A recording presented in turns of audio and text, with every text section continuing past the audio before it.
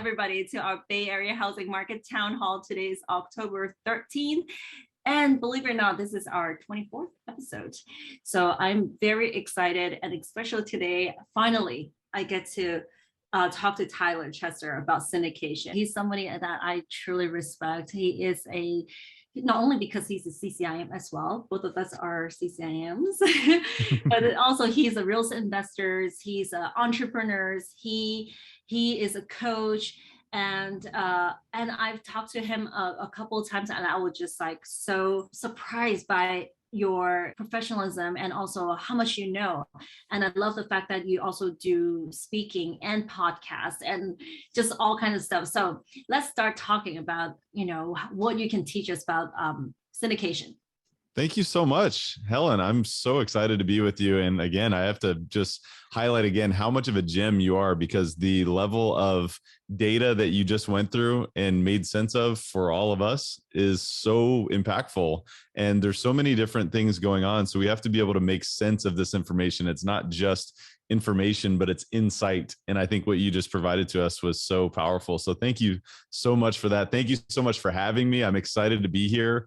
I'm excited to talk about, the power of real estate syndication, whether it's for folks who want to invest in a syndication or folks who want to structure and utilize this amazing tool to reach their dreams in real estate. Because, there's no limits to what we can do. And I'm going to talk about exactly how to do that and what that all looks like. So with your permission, I'm going to go ahead and share my screen. Does that work for you? Absolutely. All right. So as Helen just graciously introduced me, my name is Tyler Chester.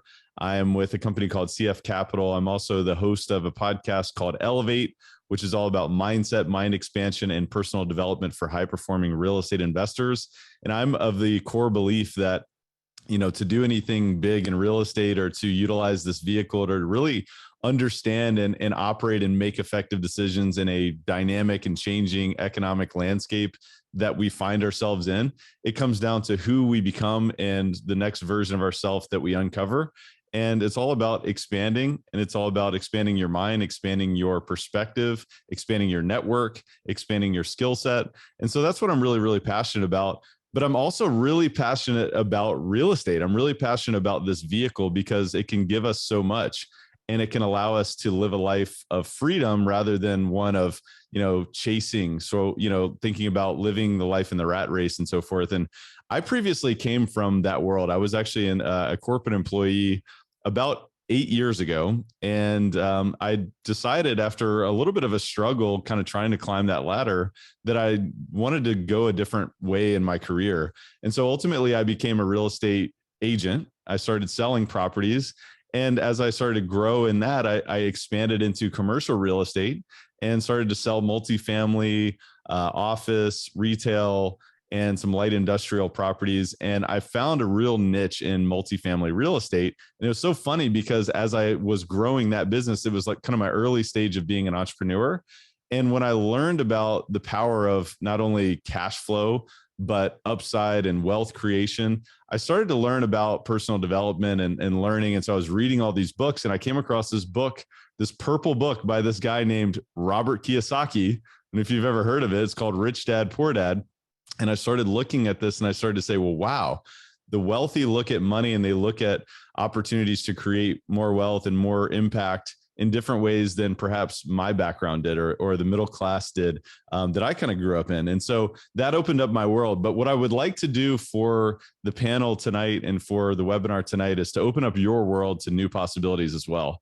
I'd like to talk about structuring and investing in real estate syndications. And I'm really excited about this because this can allow us to go further faster. This can allow us to do things that maybe we didn't think were possible before. And when you think about understanding real estate syndications, all the world of possibilities then starts to open up to you because you know what? Sometimes the amount of capital that we have at our own disposal maybe has a limit at a certain point in time. But when you look out into the landscape, we were just talking about money supply. We were just talking about trillions and trillions and trillions of dollars. And it's extremely difficult to even wrap your mind around how much money that really is. And so the Federal Reserve, whether we agree with it or disagree with it, has injected trillions of dollars into the money supply. Even before that, there were trillions of dollars around this planet, and they're looking for a home, right? Obviously people have expenditures in terms of, food, shelter, clothing, but they also have money towards growing their wealth and their impact. And so what we're going to talk about is effectively putting those dollars to work. And we're going to talk about syndications and how you can use this in your life. First of all, you may ask, well, what is a syndication? What is a real estate syndication? And, as Helen was talking about the structure of, mortgage prices and what those rates are looking like over, projections over the coming few quarters, you think about that $1 million purchase price. Let's just picture the $1 million purchase price. You can either use $200,000 of your own capital to purchase that $1 million property if you're going to have an 80% loan to value in terms of your debt on that property, or you can bring in a group of investors to collaborate with you on that purchase. And so that's a really simple way of looking at it. But another really simple way of looking at it is using a different example that's not real estate related, and that's flying on an airplane. If you've ever flown across the country, you've actually participated in a real estate, or actually this is not a real estate syndication, but you've participated in a syndication. Now, unless you're flying a private jet or you're chartering a private jet, you are participating in a syndication. What does that mean? You're leveraging capital, your resources with other people's capital, with other people's resources to support the cost of flying a plane across the country, whether that includes the staff's salaries, whether that includes the fuel, whether that includes the insurance, the food, the water, all of these things. You can pay $400 or $500 to fly across the country with 100 other people, versus if you flew by yourself, you're going to spend $100,000 yourself. And so there's a little bit of a leverage that we can accomplish through a syndication, and we can achieve more scale. We can also bring a team together to do better and bigger things. That's what I love about real estate syndication. So that's my long-winded intro. And we'll talk about a few things tonight. Helen did a great job of kind of introducing me, and I won't belabor that too much more here. I'll talk to you a little bit about CF Capital strategy. By the way, CF Capital is a real estate firm founded by myself and my business partner, Brian Flaherty. We are headquartered in Louisville, Kentucky, and we focus on multifamily communities. And our philosophy is that we can elevate communities together by, doing this process that we're going to talk about tonight. We can improve the lives of our residents, of our staff, of the community surrounding the properties, and we can also enhance the investment returns of the folks that we partner with. And so we'll talk a little bit about our strategy, but I want you to think about, how does this relate to your strategy? I want you to set the intention to say, you know what, I'm looking at this example. How does this relate to my market approach? What type of properties am I looking for? What type of markets am I looking for? What type of return metrics work for me and work for perhaps those that might be in my network? What can I do to expand? Instead of saying, I can't afford that, I can start to say, how might I be able to afford that through this process? I think you're going to find a lot of excitement and learning tonight. We're going to be talking about our investment strategy, the roles and process, so you can get clear on, if you were to syndicate your own property, what would your role and your process look like? Because my philosophy, it's the same as Tony Robbins, is model success. Success leaves clues. We're not going to recreate the wheel. We're not going to Mars. We're not going to Pluto, but we are doing something that's been tried and true. It's been tested and it's been overcome. And I'm going to show you exactly how we're going to do that, or how we have done that, and how you can do that as well. Also, I'll walk you through a sample deal really quickly. And then I'm going to get to the most important part, is how to structure your syndication. And then you can find out some more contact information about us. So again, I will not belabor this too much about me, but I'll tell you just a little bit about me personally, my wife and myself. We are excited to be introducing twins into this world here in February. And formerly, I was a real estate broker, as I mentioned, but I got started as a real estate investor about 8 years ago. And I was buying properties with my own money. I was selling properties. And eventually I said, you know what? I learned that, the name of the game in this business is scale. And I learned on a smaller scale, but then once I started to, make less and less mistakes and I started to optimize opportunities, I recognized that it was being selfish if I didn't bring in other people on this journey with me. But ultimately I bring up the excitement of our family, because ultimately real estate is a vehicle. So how does this relate to you? And I want you to be thinking about, how does this relate for your life? And so ultimately the education of tonight is to give you clarity for your own effective action. And so if you're an LP or a general partner, you'd like to be an LP or a limited partner or a general partner or a sponsor of your own syndication, think about our approach and how this relates to you. So I'm going to burn through some of these slides pretty quickly, but these are our core values of our company. So I always think it's important to think about, well, what's most important to you? What's the outcome that you're looking for? I mentioned elevating communities together. We want to make an impact and income, of course, but this is really our purpose. And again, Helen, I'll share these slides with you. So if any of your listeners or viewers would like to read these in more detail, more than welcome. We have a mission, right? You want to have a mission for what it is that you want to accomplish. Our mission is to provide property investment and asset management solutions to help investors maximize their returns by investing in high value multifamily communities. And so what does that process look like? Well, you know what? We're a national real estate investment firm. We acquire and operate multifamily assets. I'm going to talk about why multifamily. And in fact, Helen, you were talking about some beautiful data that was very supportive of our strategy. And we'll talk a little bit about that. But ultimately, any listener, whether you're a passive investor or active sponsor, you want to be an active sponsor, you got to think about, well, what's my strategy and what is my thesis? What's my investment thesis? And for us, it's about stable cash flow. It's about capital appreciation. It's about creating a margin of safety. I mentioned a little bit ago about how important it is for folks to have food, clothing, and shelter. Ultimately, shelter is what we're talking about here, and we provide shelter. And so for us, that's a margin of safety in our investments because it's a human need. We also bring expertise in acquisitions and management to the table. And we believe that through our approach, we provide superior risk-adjusted returns. I'll show you exactly how we do that. And then we try to preserve capital. One of the number one rule from Warren Buffett on investing is don't lose capital. Don't lose your investment. And rule number two is he says, look back at rule number one. So there you go. Why apartments? Why apartments? And this is a question that you need to ask yourself.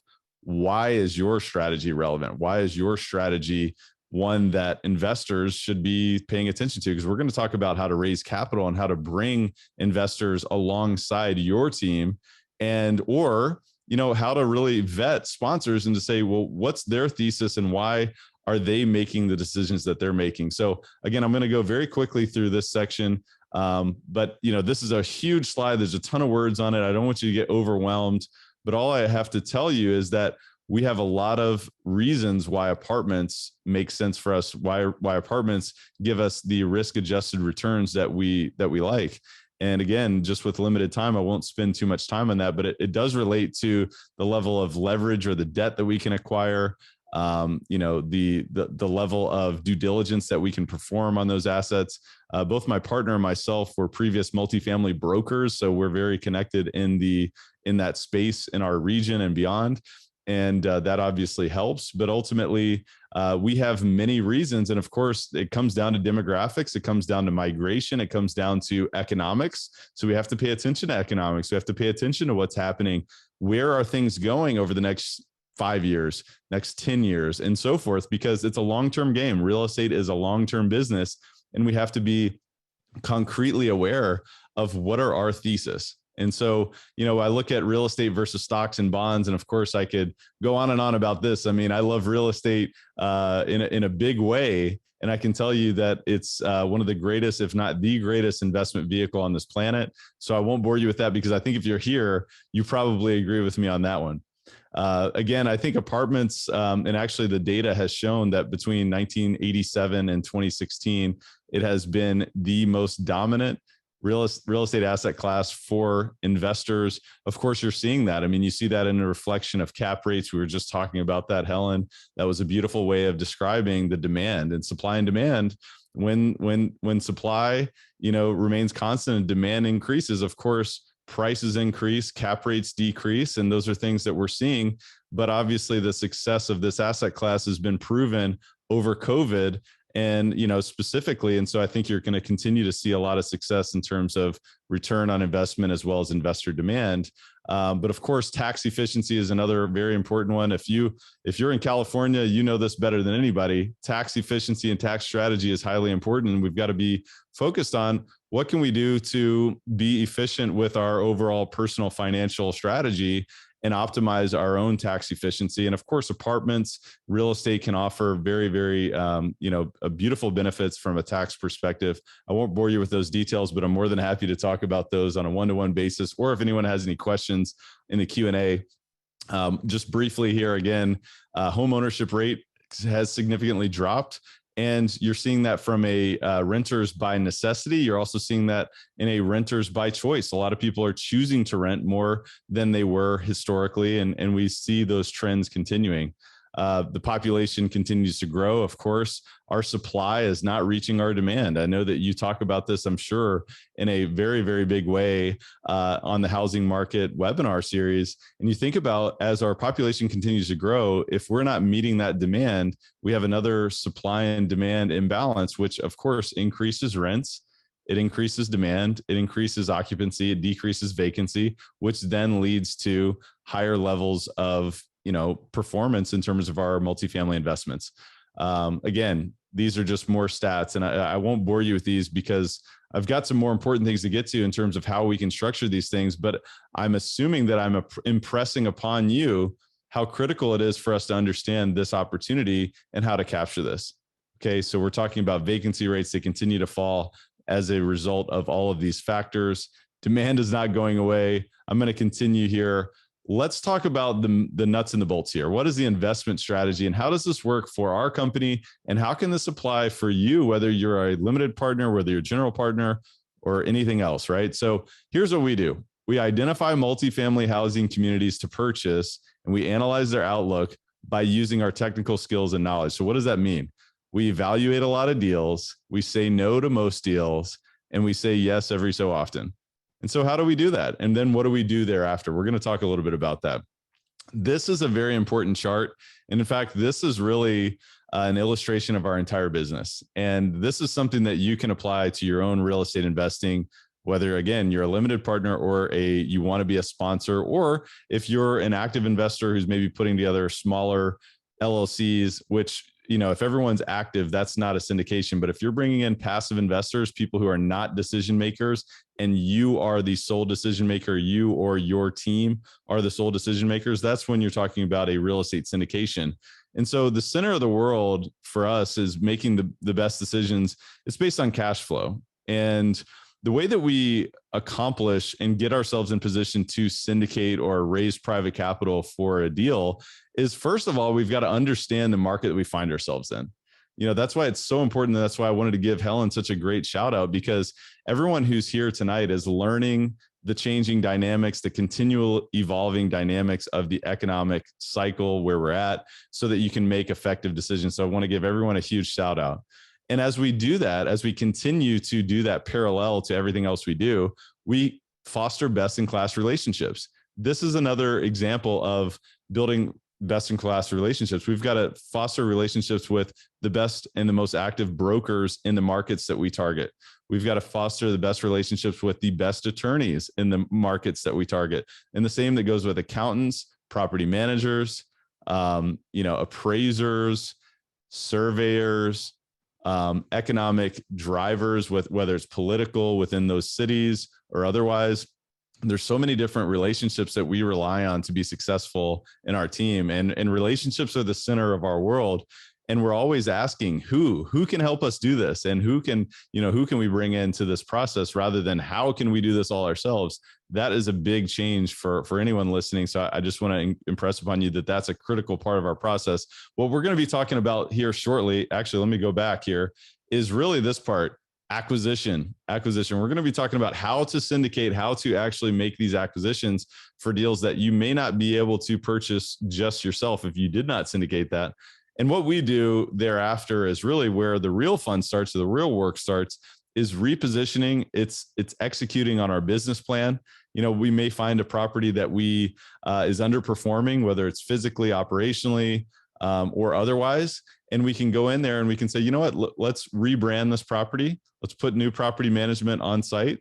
Let's improve the quality of the property, whether it's the exterior, the interiors, the amenities. So we reposition that property, and over time we add value to that property based on the net operating income increased over time. And then, of course, market forces at play in terms of cap rate compression and all these things. We don't bet on those, but if they happen, of course, that's a great tailwind. And ultimately, our goal is then to either refinance that property and deploy capital back to investors or to our team where appropriate, or we sell that property. And we just continue along this process. And it's a beautiful thing because we can capture more opportunities and better opportunities and through this entire thing. Can I ask you to take us back to the first step? Is that yes. You were talking about this now too. It's like market evaluation, economic analysis. So the first step, it sounds like you're going to be identifying the right market first. Correct. That's exactly right. That's probably you and your partner will be working on that. Then you're going to start looking in that market and then start finding realtors or brokers to help you find deals. Do you yourself and anyone, or maybe you hire somebody to do your own cold calling? We actually are in our company. My business partner is the acquisitions director of our company. And so he is on the phone constantly with brokers, with market participants, with sellers. At times we have relationships with many sellers. In fact, the most recent deal we just purchased was directly to seller. And so being top of mind is critically important. There's a lot of demand. There's a lot of people that are trying to buy the properties that we're trying to buy. And so it requires us to be on the phone constantly with brokers. But typically I'll tell you, and you know this better than anyone, Helen, is that 80% of the deals are done by 20% of the brokers in whichever market. The 80-20 principle is so critically valuable to recognize as you're entering a new market or you're trying to grow in whatever market it is that you're targeting. Recognize that if you can apply leverage on the highest performing brokers or agents in that market, that's when you're going to start to find more opportunities. Does that make sense? Yeah, absolutely. And I mean, I guess I want to touch on that is that I feel like this is also not something somebody can say, oh, I'm just going to do it part-time. It's syndication. Right. When you want to structure a syndication, it takes a lot of time for you to do the research, to do the fostering relationship, like you said, because now you're responsible for the money of all the other investors who are investing into the deal, right? It's a really good point. It is a really good point. If you are going to be a sponsor, if you're going to be a real estate syndicator, and a sponsor is just another word for a syndicator, or a lead investor, it takes a tremendous amount of commitment. And I think what I'll show through this process is that it's clear the steps make sense. And yeah, there's certainly some complexity when you're kind of getting more familiar with it. But the one thing that is absolutely true is it requires continual persistence and resiliency on a daily basis. And so I would imagine it would be very difficult to do this on a part-time basis. Absolutely. But it's such a great question. But I think the market evaluation, we have to understand what are the drivers ultimately to be successful as an investor, whether you're investing in a duplex, fourplex, 200, 300, 400 units. It's about understanding what is causing my occupants or my potential occupants to live where I'm investing. Because ultimately, if there's no demand for your property, or if the demand is waning, then you're going to have challenges hitting your projections. And so that market evaluation, none of these parts of the process are more important than the other, but some of them have perhaps a timeline priority. If you're investing in the wrong place, in the wrong asset, in the wrong investment thesis, a lot of this can be much more challenging. We'll just say that. Sounds good. And again, so I kind of elaborate on some of this stuff in these next two slides. So I think I've touched on some of this, but I'll pass these slides along. So Helen, you can pass this along to the group as well. But I think that this is important for us to understand, well, what is the big picture process, so that then we can chunk down and say, all right, well, each part of this process is subcategories, right? Each part of this process are, additional processes. And so what do? We target secondary markets with strong apartment fundamentals. We target markets that have employment drivers, because if people are going to be moving somewhere, they're probably going to be moving for an employment opportunity, career expansion, and so forth, because obviously people are looking to generate more income so that they can provide for their family, so they can have a quality of life. So thinking about that, supply constraints is a big deal, really across the country in many ways right now. Thinking about, the level of demand versus the level of supply, obviously that creates upward pressure on rents and downward pressure on vacancy. GDP growth, you're always looking for a healthy market. You want to see what's going on, or is the overall gross domestic product of that city, of that state, and even of that submarket, is that growing? And thinking about cap rates. One of our goals is we always focus on cash returns, and that's one of our central metrics that we look at. And obviously this has changed, over the past 18 months specifically. Previous to COVID, we were really targeting 8% annual cash on cash returns. That's really shifted to around 7% in many ways. And obviously each deal is unique and specific and presents a different level of risk, but these are important for all of us to understand, well, what is it that we're looking to accomplish? Is that realistic? If it's less realistic, how much more committed to this process do we need to get? Because that's going to require more calls. It's going to require more deals to evaluate and so forth. We'll talk about our process and how many deals we look at, and you'll see how that relates to potentially your strategy, and so forth. These are the markets that we particularly focus on. These markets are in our geographic part of the United States, and we understand these markets. We have relationships in these markets, and they meet the metrics that we are looking to accomplish and our investors are looking to accomplish.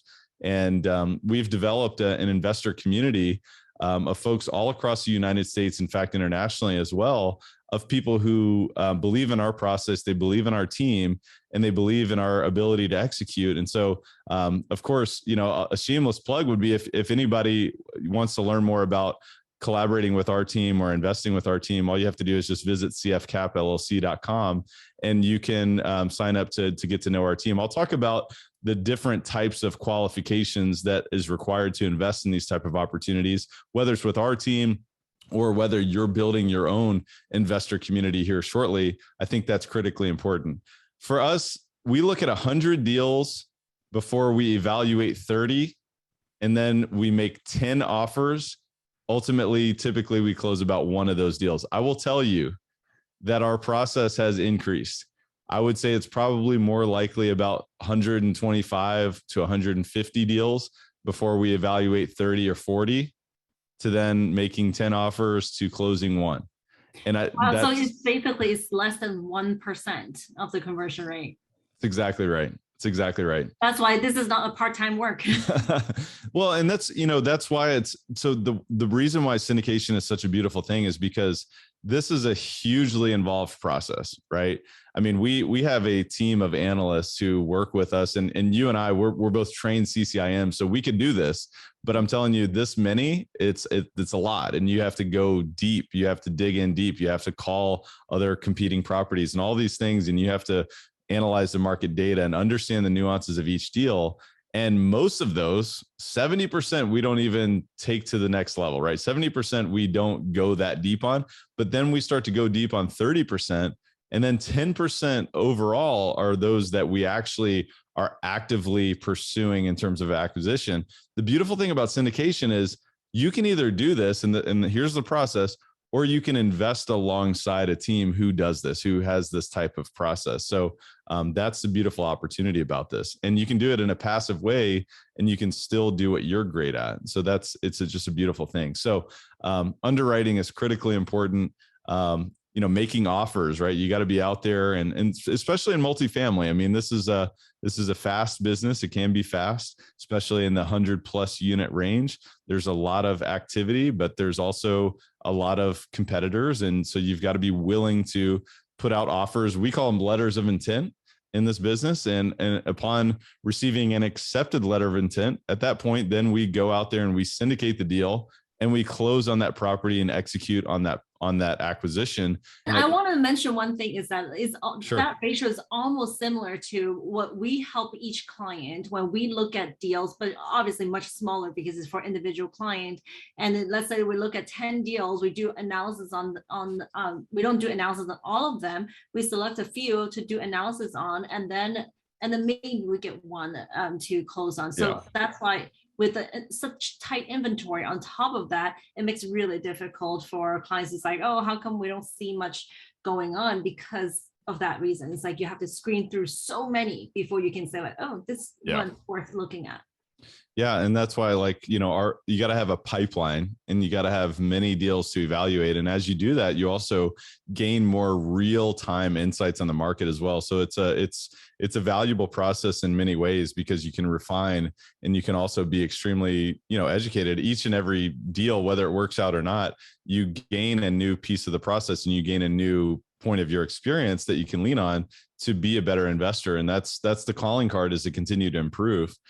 And, of course, we look at all of these things when we think about evaluating, whether it's underwriting or doing due diligence. It's about understanding truly the submarket, the history of the property, condition of the property, competition, and then understanding, well, what's the business plan that we should be implementing at this property? What's most appropriate? What is the seller missed, or what is the previous owner missed that we can then add value to? So these are some of the high levels that we look at. Typically for us, our acquisition criteria is we have a minimum unit count of 100 units. And again, what should your acquisition criteria be? You can evaluate that and you can create your own. But for us, we typically use leverage of about 70 to 80% loan to value. And of course, every deal is unique. And so some deals may be less leverage and some deals may be more, depending on how we feel about the level of risk. We always try to be fairly conservative in the way that we evaluate risk. But in terms of the other parts of our criteria, 8% annual cash on cash returns, we target a 15% internal rate of return, which is the gold standard of real estate investing. Investment analysis. This is the overall return on investment, and Helen could give you a 3-hour webinar on this metric itself, and so that's very important to us. And typically, we hold our properties from anywhere from 5 to 10 years. Our roles and processes, I'll just go through this again very briefly, and then I'm going to talk to you about how you can structure your own.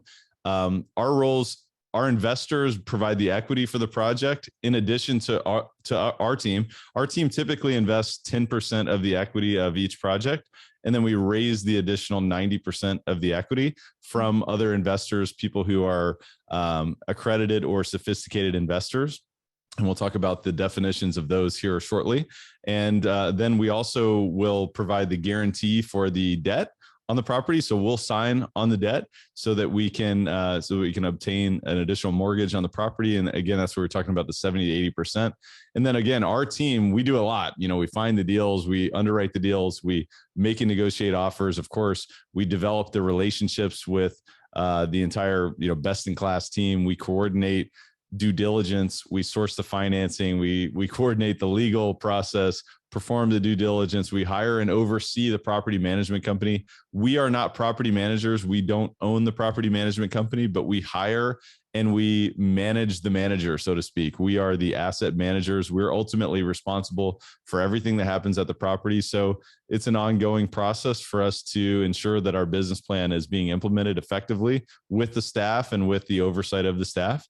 And so then obviously we continue to communicate with investors and oversee that entire process. So again, this is our entire process. We close the deals through obviously gaining the acceptance of the offer, but sharing the deal with prospective investors. And I'll actually share this with you here very shortly in terms of the exact process that you can then replicate from a syndication perspective, is once we receive an accepted deal, at that point, then we go ahead and start, obtaining our debt. We work with our mortgage professionals to help us source the financing for the deal. And at the same time, we share the opportunity with prospective investors that we have relationships with, that are in our community, that understand the process that we're working on, and they're actively looking for participation opportunities. And we share with them, here's exactly what we're seeing at this property. Here's exactly why we love this deal. Here's the exact business plan that we're planning on executing at this property. And here's the opportunity for you. Typically, it's a $50,000 to $100,000 minimum investment per deal. And typically we'll raise anywhere from $3 to $6 million, $3 to $10 million in terms of the deal size. I'll give you a deal sample here shortly. And then, of course, we provide legal documents to investors, private placement memorandums, subscription agreements, operating agreements for individuals to sign, and then become a part of this opportunity where then they are literally a legal investor in our deal. They fund the opportunity just by sending a wire transfer to our business account for that property. And at that point, then we are partners, and we close on the deal, and we manage, and we renovate, and we improve. And then we go through that entire process. So Helen, I'm going to just go through this super, super quickly. This is just a very sample deal. This is a deal that we actually looked at last year. There's a sample for $100,000 investment was the minimum on this deal. It was a $38 million deal, 308 units. And we were projecting, I'll give you the projections here. We were projecting a 7-year hold, and we were going to purchase this property again for $38 million. By the way, we did not get awarded this property. Unfortunately, it was a great deal. The loan balance that we were looking to accomplish here on this deal for our debt was $27.6 million. We were going to raise about $13 million. And of course, our team was going to provide 10% of that balance, as well as guarantee the debt. And then from there, the investors would have the opportunity to receive an average cash on cash return of a whopping 9.9%, an equity multiple of 2.51%, and an internal rate of return of 16.7%. So these numbers are pretty staggering. In fact, the yields have compressed pretty significantly in a year's time. I mean, these are really, really spectacular numbers, but I do want you to just see how this flows. And I don't want you to get lost in the sea of numbers here, but I do want you to look at and say, well, wait a minute, if I were to invest $100,000, or if I were sharing an opportunity for others to invest in my deal at the rate of $100,000, what might that look like? And for this, annual cash flow, or how we do it is monthly cash flow. We actually provide monthly cash flow to our investors who invest with us at the rate of return which we've projected for those deals. And this particular one, we were looking at, year one would be a 7% return, year two, 7.17, so on and so forth. And, we were looking at very, very attractive returns for this particular deal.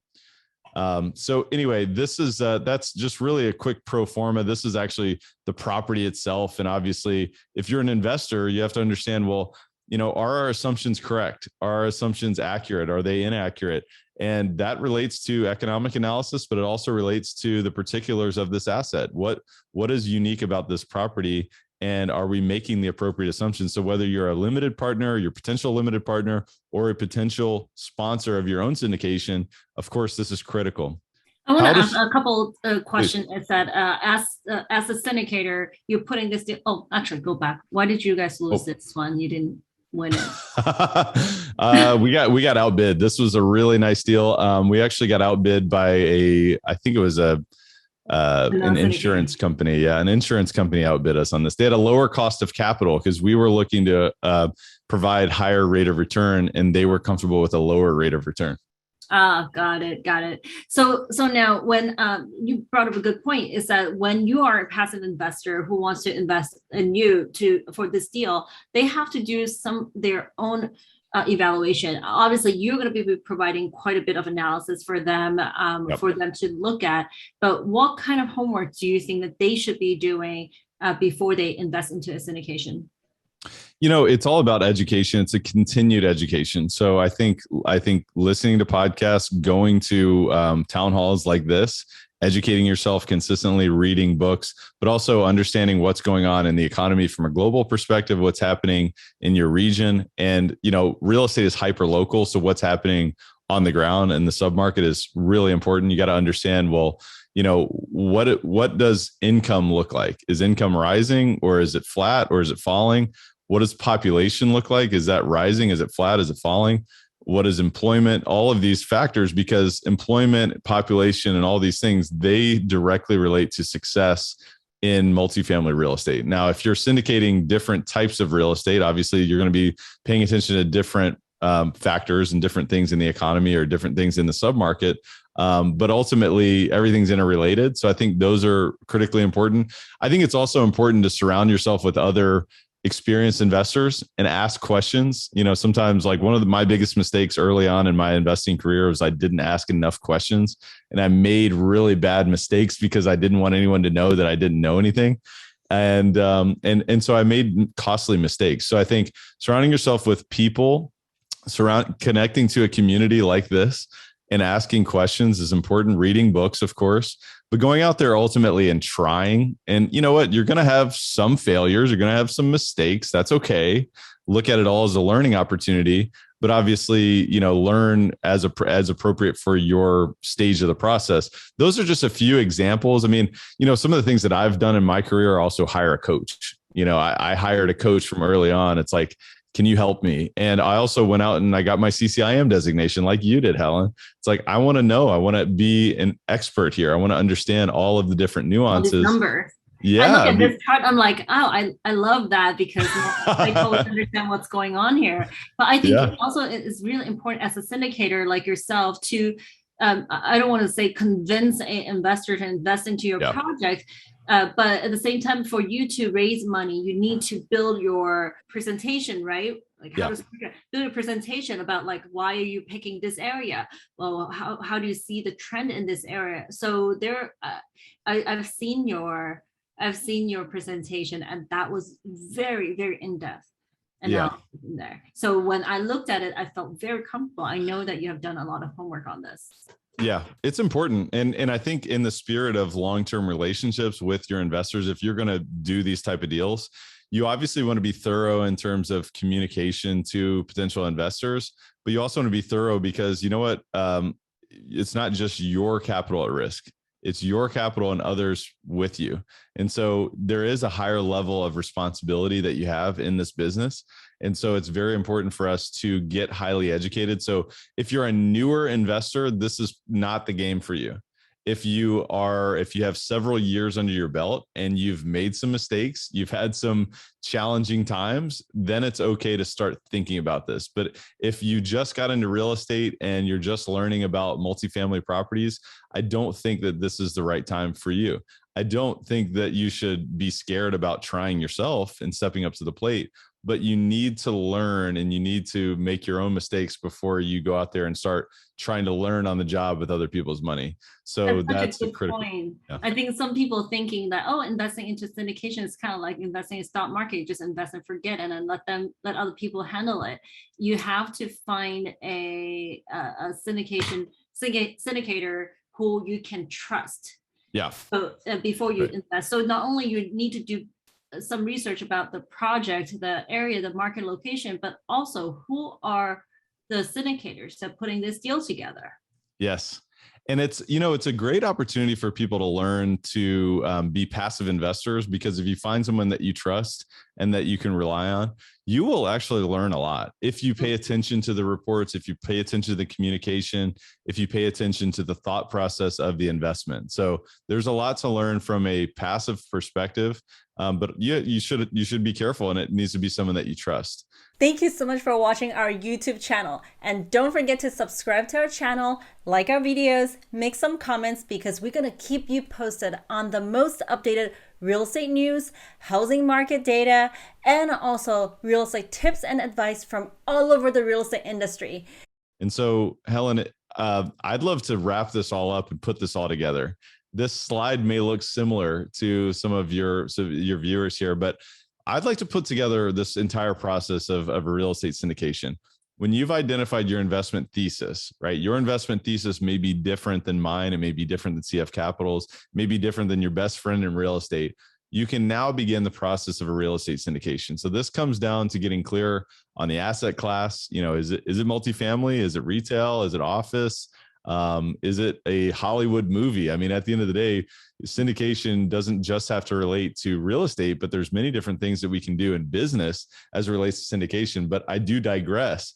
What's your business plan? What's the risk level you are comfortable with? What market or markets would you like to invest in based on your economic understanding of where you're going and where that market is going? What hold period is part of your investment thesis? And then what are the return expectations, et cetera, et cetera, et cetera. And so as you source deals based on your thesis, then you underwrite those deals, you make offers, and you make an acquisition. We talked about due diligence. We talked about raising capital. Now, when we talk about raising capital, and I'll just touch on this briefly, you can either do what's called a 506B or a 506C offering a Reg D 506B or C. If it's a 506B, that means you can have sophisticated or accredited investors participate in your deal. What does that mean? Sophisticated investor means they understand the risk of this opportunity, but they don't have the certain net worth or income that an accredited investor has. An accredited investor, as defined by the SEC, is someone who has either $1 million net worth or has earned over $200,000 in the past 2 years and expects to earn the same this year, or with a spouse has earned over $300,000 in the past 2 years and expects to earn the same this year. And so what's the difference? Why would I do one over the other? A 506B does not allow me to go out there and market to other people, but it allows me to invite sophisticated investors into my deal, right? So they may not have the income requirements and the net worth requirements, but if they have a relationship with myself, my team, then they can invest with us. Now we can only have 35 of those in each deal. And depending on the level of the deal, we may choose to go 506C. 506C is for exclusive for accredited investors. Now with the 506C, I can go out there, I can market it. I can talk about it on my podcast. I can talk about it on your webinar. I can go post it on social media. I can tell the entire world about my deal. Come and see this amazing deal. But it can only be accredited investors who invest with my deal. And from there, it's about hiring the great SEC attorney to put together my private placement memorandum, my security, my subscription agreement, my operating agreement, and raise that capital, bring this opportunity to fruition. Ultimately, this is a beautiful sales process because you know what, we've got to convert. And ultimately, if people are never going to receive an opportunity if you don't allow them to commit. And so this is the point in time where we allow people to commit to those opportunities. We close on the deal, and then we say, you know what, we have syndicated an opportunity. So how does that feel that you've just visualized your first syndication, or maybe it's your second, your third, and you've improved on this process? And there's a lot of beauty in this. So Helen, that is my very, very long-winded presentation. If the listeners want to contact us, they can check us out at cfcapllc.com. There's my contact information. I'm going to toss it right back over to you, Helen. Oh my gosh, this is so great. I mean, I'm sure a lot of people I still have so many questions in my head that I want to ask, but I know doing a syndication is definitely not as easy as some people think. And some people just like, oh, how hard it is. It's true that you can really find money easily as long as you can find a deal. Now, it's really hard to find a deal. And then in terms of finding money, you need to follow what you just said, right? Are you going to set up your company correctly? You cannot just go out there to ask for money because you might get a door knock from the SEC and saying like, what did you just do? You just blasted it on the social media. It's like, hey, I have a deal, come invest with me. So you have to be very careful about what you do with syndication. There's so much information. I know it's going to be hard to digest. So feel free to email us your questions, and I'll be more than happy to connect you guys. If you have, you were able to copy down Tyler's email address, that's great. But otherwise, I really, truly appreciate, Tyler, you being on here, speaking to our audience and educating us about syndication. And just remember, next time when you have a good project, please do let me know right away. I will. Thank you so much, Helen. It's been a true pleasure. I appreciate your friendship and thank you for educating me as well. And I appreciate the opportunity. Oh, thank you. Thank you. Well, goodbye, everybody. And don't forget to subscribe to our YouTube channel and hit like to our video. Bye.